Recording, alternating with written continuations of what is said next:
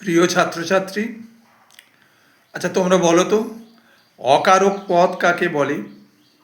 তোমরা তো কারক পড়েছো, এবার বলো অকারক পদ কাকে বলে। বাক্যের মধ্যে যে সমস্ত পদের সাথে ক্রিয়াপদের সরাসরি কোনো সম্পর্ক থাকে না, কিন্তু বাক্যের বিশেষ্য বা সর্বনাম পদের সাথে সম্পর্ক থাকে, তাকে অকারক পদ বলে। অকারক পদ কয় প্রকার? অকারক পদ দুই প্রকার, যথা সম্বন্ধ পদ ও সম্বোধন পদ। একটা উদাহরণ দিই, যেমন ধরো রামের ভাই বই পড়ছে। দেখো এখানে রামের সাথে পড়ছে এই ক্রিয়াপদের কোনো সম্পর্ক নেই, কিন্তু ভাইয়ের সাথে সম্পর্ক আছে।